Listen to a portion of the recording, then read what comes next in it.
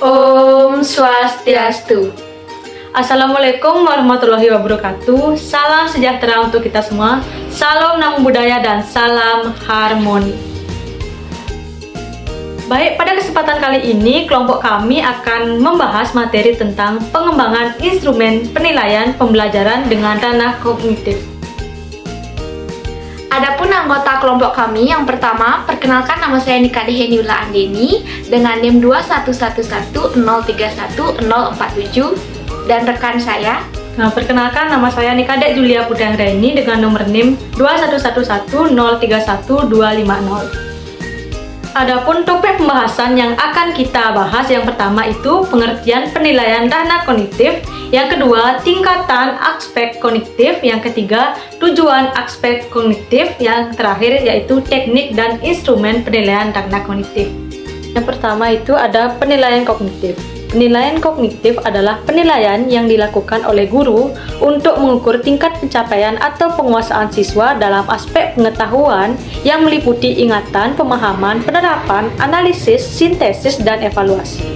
Ranah kognitif berhubungan dengan kemampuan berpikir, termasuk di dalamnya kemampuan menghafal, memahami, mengaplikasi, menganalisis, mensintesis, dan kemampuan mengevaluasi. Kemudian ada tingkatan atau jenjang aspek kognitif. Yang pertama itu ada tingkatan pengetahuan. Nah, pada tahap ini menuntut siswa untuk mampu mengingat berbagai informasi yang telah diterima sebelumnya. Kata-kata kerja operasional yang digunakan yaitu mendefinisikan, mendeskripsikan, mengidentifikasi, mendaftarkan, menjodohkan, menyebutkan, menyatukan, dan memproduksi. Pengetahuan atau ingatan merupakan proses berpikir yang paling rendah. Kemudian yang kedua itu ada tingkat pemahaman. Nah, pada tahap ini kategori pemahaman dihubungkan dengan kemampuan untuk menjelaskan pengetahuan, informasi yang telah diketahui dengan kata-kata sendiri. Kata-kata operasional yang digunakan yaitu memperkirakan, menduga, menyimpulkan, membedakan, menentukan, mengisi, memperhitungkan, dan menarik kesimpulan. Pemahaman merupakan jenjang kemampuan berpikir yang tingkat lebih tinggi dari ingatan atau hafalan. Kemudian yang ketiga itu ada tingkat penerapan. Penerapan merupakan kemampuan untuk menggunakan atau menerapkan informasi yang telah dipelajari ke dalam situs yang baru, serta memecahkan berbagai masalah yang timbul dalam kehidupan sehari-hari. Kata operasional yang digunakan yaitu mengubah, menghitung, mendemonstrasikan, menemukan, memanipulasikan, menghubungkan, menunjukkan, memecahkan, dan menggunakan. Penerapan ini adalah merupakan proses berpikir setingkat lebih tinggi ketimbang pemahaman.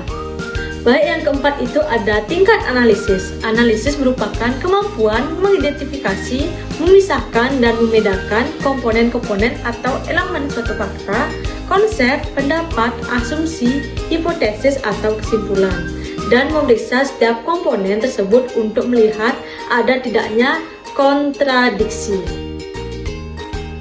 Kemudian yang kelima itu ada sintesis. Sintesis merupakan kemampuan seseorang dalam mengaitkan dan menyatukan berbagai elemen dan unsur pengetahuan yang ada sehingga terbentuk pola baru yang lebih menyeluruh.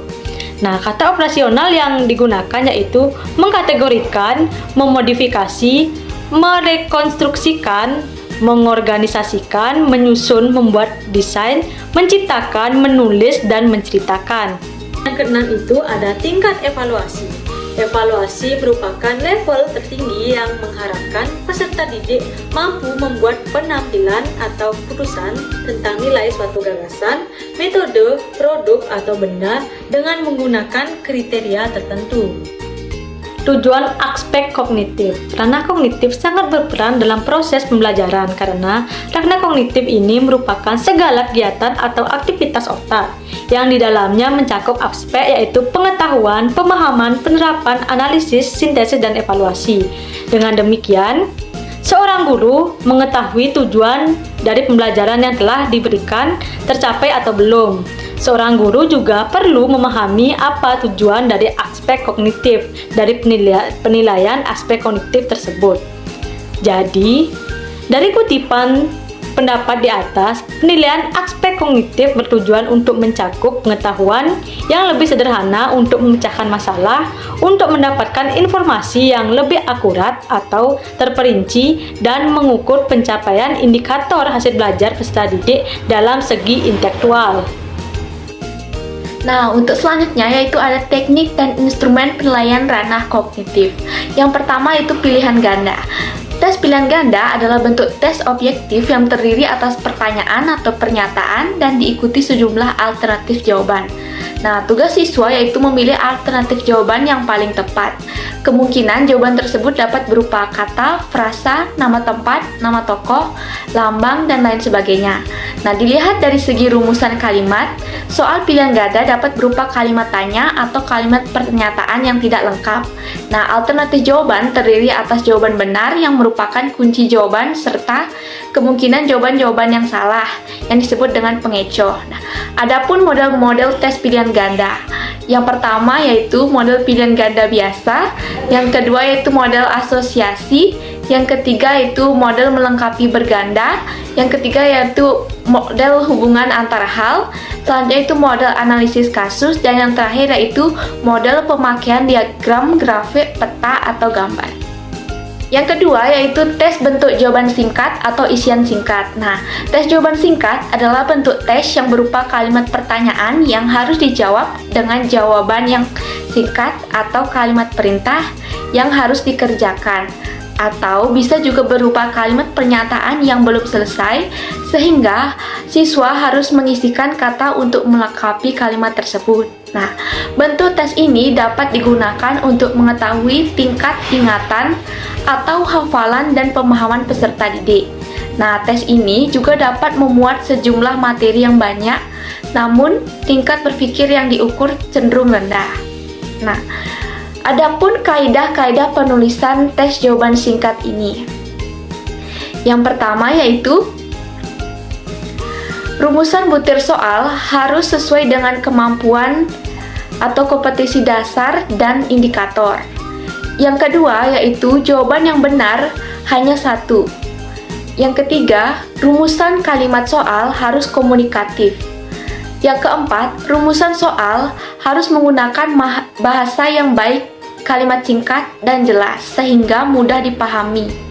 Yang kelima, yaitu jawaban yang dituntut oleh butir berupa kata, frasa, angka, simbol, tahun, tempat, dan sejenisnya yang harus singkat dan pasti. Yang keenam, yaitu titik-titik kosong sebagai tempat jawaban hendaknya diletakkan pada akhir atau dekat akhir kalimat daripada di awal kalimat. Nah, yang ketiga yaitu ada tes menjodohkan. Tes bentuk menjodohkan atau memasangkan adalah suatu bentuk tes yang terdiri dari satu seri pertanyaan dan satu seri jawaban. Nah, masing-masing pertanyaan mempunyai jawabnya yang tercantum dalam seri jawaban. Yang keempat yaitu adalah tes uraian. Tes bentuk uraian merupakan alat evaluasi hasil belajar yang paling tua. Tes uraian disebut pula dengan tes esai atau tes subjektif. Dikatakan tes subjektif terutama terkait dengan proses pemeriksaan dan pemberian skor dari evaluator yang relatif lebih bersifat subjektif jika dibandingkan dengan pada tes objektif. Jenis-jenis tes uraian. Tes bentuk uraian ini ada dua macam, yaitu tes uraian terbatas atau uraian terstruktur dan tes uraian bebas. Yang pertama, tes uraian terbatas disebut pula dengan tes uraian terstruktur atau tes uraian objektif adalah tes uraian yang sifat jawabannya dibatasi atau sudah terarah, baik ditinjau dari segi materi maupun jawabannya. Penskoran pada tes uraian terbatas cenderung lebih konsisten dan objektif. Yang kedua yaitu uraian bebas, yaitu bentuk tes uraian yang menghendaki jawabannya yang terurai atau jawaban panjang. Nah, tes uraian bebas ini melalui tulisan atau karangan. Jadi, siswa memiliki kebebasan untuk memungkapkan jawaban melalui tulisan. Benar atau tidaknya tulisan siswa hanya dapat diskor oleh guru yang benar-benar berpengalaman. Nah, bentuk tes ini tepat digunakan apabila bertujuan untuk yang pertama, mengungkapkan pandangan para siswa terhadap suatu masalah. sehingga dapat diketahui luas dan intensitasnya. Yang kedua yaitu mengupas suatu masalah yang kemungkinan jawabannya beraneka ragam sehingga tidak ada satu jawaban yang pasti. Dan yang terakhir yaitu mengembangkan daya analisis siswa dalam melihat suatu persoalan dari berbagai segi atau dimensi. Kelebihan dari bentuk-bentuk tes kognitif yaitu sebagai berikut. Yang pertama, bisa mengukur lebih banyak materi pelajaran pada bentuk tes pilihan ganda, benar salah, menjodohkan, melengkapi, dan isian. Yang kedua, memeriksa jawaban lebih objektif dan mudah pada bentuk tes pilihan ganda, benar salah, menjodohkan, melengkapi, isian. Yang ketiga yaitu mengukur kognitif siswa bertaraf tinggi pada bentuk uraian.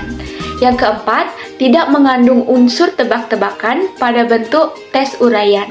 Dan yang terakhir yaitu mudah dalam pembuatan soal pada bentuk tes uraian. Adapun kekurangan dari bentuk-bentuk tes kognitif yaitu sebagai berikut. Yang pertama, mengandung unsur tebak-tebakan pada bentuk tes pilihan ganda, benar salah, dan menjodohkan. Yang kedua, yaitu menyusun soal memerlukan banyak waktu pada bentuk tes pilihan ganda, benar salah, dan menjodohkan. Yang ketiga, hanya mengukur kemampuan kognitif tingkat rendah dan bersifat hafalan pada bentuk tes melengkapi dan isian. Yang keempat, yaitu tingginya peluang untuk bersifat subjektif di dalam memeriksanya pada bentuk tes uraian. Dan yang terakhir yaitu mengukur cakupan materi yang terbatas pada bentuk tes uraian. Jadi kesimpulannya yaitu penilaian kognitif adalah penilaian yang dilakukan oleh guru untuk mengukur tingkat pencapaian atau penguasaan siswa dalam aspek pengetahuan yang meliputi ingatan, pemahaman, penerapan, analisis, sintesis, dan evaluasi. Nah, dalam melakukan penilaian kognitif, teknik dan instrumen yang dapat kita gunakan meliputi tes tertulis dengan menggunakan butir soal, bentuk soal terdiri atas pilihan ganda, isian, jawaban singkat, benar salah, menjodohkan, dan tes uraian. Baik, jadi demikian materi yang dapat kami sampaikan. Mohon maaf jika ada salah kata. Kami tutup dengan Paramu Santi. Om Santi Santi Santi Om. Salam harmoni.